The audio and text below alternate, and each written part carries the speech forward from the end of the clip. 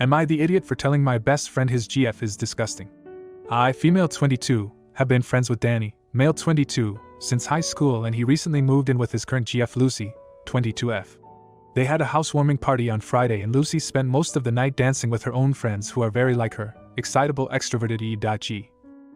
and dragging Danny away from his conversations with us, his friends, to dance even though he's more like us, introverted not party animals. Later Danny was being quiet, so I asked if he was okay and he said just tired, but he just kept watching Lucy dancing and then said something in her ear the next time she came over and she just shook her head and laughed at him. After she went back to her friends I asked if it was bothering him how she was behaving, and he asked me to explain. I mentioned the attention-seeking dancing and the fact she was wearing something really revealing even though other guys were at this party. Danny said it didn't bother him, then sat with a moody face. At the end of the night Lucy sat down with us and started chatting non-stop about how amazing the party had been. I pointed out jokingly Danny obviously wasn't enjoying himself since he looked miserable, and Danny told her I was worried he was jealous because of her outfit. Lucy ruffled his hair, which he hates, and said he was quiet because he loved her outfit so much he couldn't wait for us all to leave so he could drag her to bed. I thought that was completely inappropriate, and said to Danny in that case I'd leave if she was just going to be disgusting, and Lucy just laughed at me, so I did leave. Today Danny has messaged me saying Lucy wants an apology before I'm allowed back at their home, but when I asked if Lucy will apologize for making me uncomfortable he said no, she doesn't have anything to be sorry about.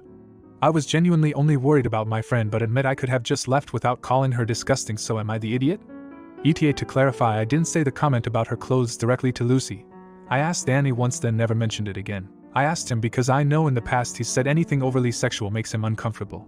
He's not the kind of guy who makes innuendos or anything. Also, I'm in no way jealous of Lucy. She's the opposite of how I'd want to be, which is fine, people can be who they want. And Danny and I already tried dating years ago, but the spark wasn't there, and it was uncomfortable after we tried being intimate, and we both agreed we were better as completely platonic friends now. For a few comments before the update. You're the idiot. Your friend literally told you that he wasn't bothered but you still felt offended. It's giving jealousy. And felt compelled to say something despite both of them being fine with it. And if he wasn't fine with it, it still wasn't your business, because if he wanted you to know he would have told you. You didn't jokingly point it out, you said it because you wanted how you felt to be known. Comment 2. My husband is an extrovert. I'm an introvert. We've been married 10 years. He sings karaoke.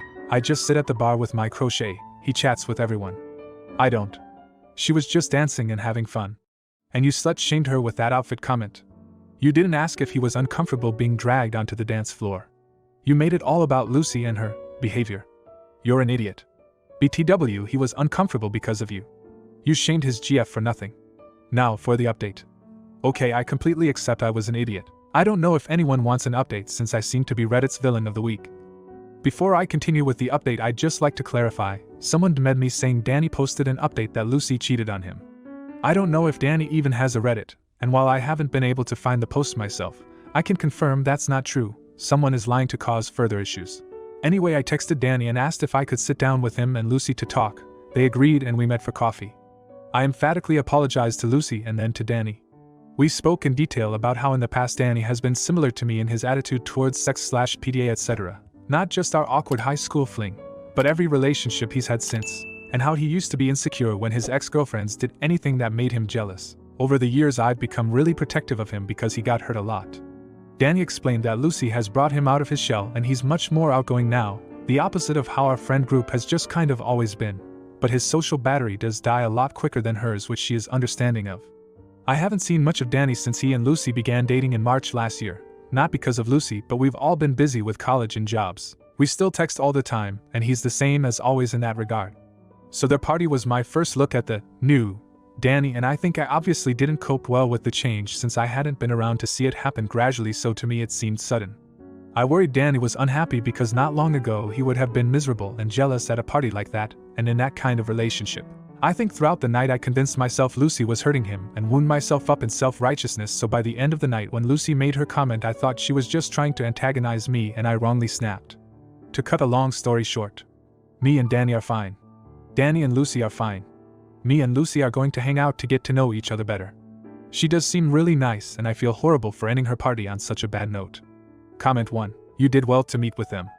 By your description of the conversation, you still came off as trying to rationalize your rudeness, but most of us do that, I suppose. You're still young.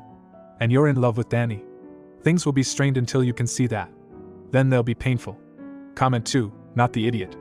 It's understandable that you were concerned about your friend's well-being and wanted to express your worries. Communication is important in any friendship, and it's not wrong to express your feelings, especially if it comes from a place of genuine concern. While the choice of words might not have been the best, your intentions were in the right place. Now, for the next story. Am I the idiot for not wanting to help pay for my child's university fees? It's been one hell of a month, so some things I say might not make sense. I, male 40, recently found out that I have a child, who we'll call Jane, 18F. I wasn't convinced at first, but everything checked out. When she came to me, she told me that she just wanted to get to know her father. I wasn't really interested in a relationship, but felt it would be cruel and unnecessary to deny her this. We talked for a while and I didn't really say much, but it was interesting. So after we talked for a while, I asked about her mother, Grace, female 40, and she gives me her number. I really didn't want to have to call her, but I needed answers. So Grace and I decided to meet up at a local coffee shop. We had some small talk for a while before I asked her why she never told me. Silence. I asked again. Silence. I asked a third time, and she told me that she just didn't want anything to do with and wanted to get back at me. I point out that all she did was deprive the child of a father. She says she does. I asked her when she told Jane. She says at age 12. So I get confused and am wondering why she only contacts me now. So I asked her why. Grace says that she was angry that I wasn't present in her life. We talk some more about life before we say goodbye and go our separate ways. I don't ask Jane why she didn't call sooner because she was a hurting teen and that's life. So Jane and I spend the next week bonding. Then she sits down and asks to talk. I say sure and sit down. Then she goes on to explain about how difficult her life was living in a single-parent household and how money was always tight. Long story short, she asks me to pay for her university fees. Now I am well off enough to pay for it without struggle. So I asked to see her grades, and to be truly honest, it's meh. Not bad, but nothing to give a second look. I tell her that I'll think about it, and she says thank you. So here's where I might be the age. I don't want to pay for the fees because, in reality, she is just a stranger with my DNA. And I feel like Jane might just be using me. I mean, she has had 6 years to form a relationship with me and is only doing now that she needs something. I just want to wash my hands clean of her and Grace and move on with my life. I don't want Jane to think I'm her financial lifeline or anything like that. So Reddit, am I the idiot? Edit to add some stuff because of the comments. 1. I did a DNA test. It was what she wanted me to do to prove herself. 2. Child support laws are different in my country in the sense that A. You can't claim unclaimed child support if you had the option to claim it. B. Child support can't be settled after 18 unless the father knowingly disappeared, and that would take months to process, let alone prove. 3. Jane had the ability to contact me. I don't know how much influence her mother had on her choice, but I do know that I was a dial away. 4. I was never mad at Jane for not contacting me.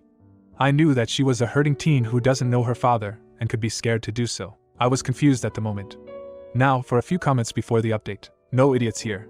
She is a kid who just met her dad. University is the biggest thing on her mind, and she says that dad has funds, so why not ask? I wouldn't if I was her, but I get it. And you're not the A for thinking, this is weird. If it was a year or two from now after y'all have caught up and formed a bond. It also sucks as you didn't get a shot but may have just gained a daughter. If it was me, I would have said let's reset and not have this conversation now as we are strangers.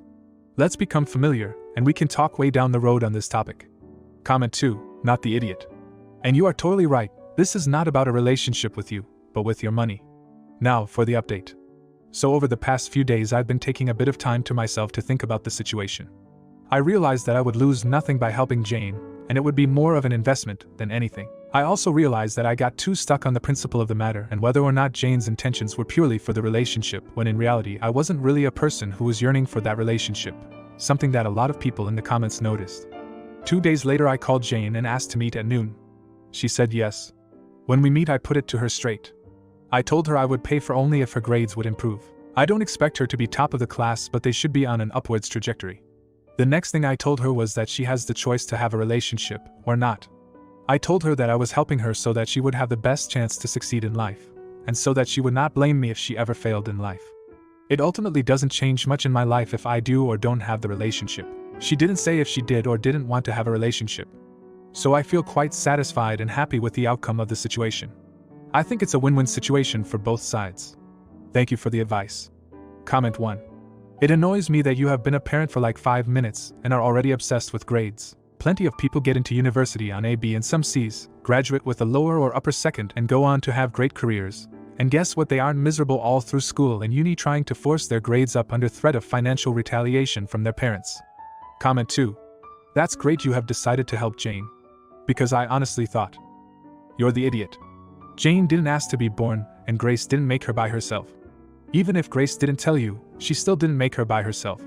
On top of that, Jane grew up without any support, financial or emotional, from you. Just because she is 18 and child support laws are different in your country doesn't mean you don't have any obligations or responsibilities. She probably grew up without, well, you were pretty well off, and just because she is a stranger means nothing. She is still your daughter that you made. You didn't contribute to her upbringing, then put the burden of no contact on a teenager. Now, for the next story. Am I the idiot for not letting anyone share my table at the park? I work in a large city. When it's nice out, I usually like to eat lunch at a park near my office. It is a decent-sized park with an ample amount of tables that anyone can use. On one particular lunch break, it was very nice out and the park was particularly crowded. I had to circle the park for a while before finding a free table. I sat and started to eat my lunch.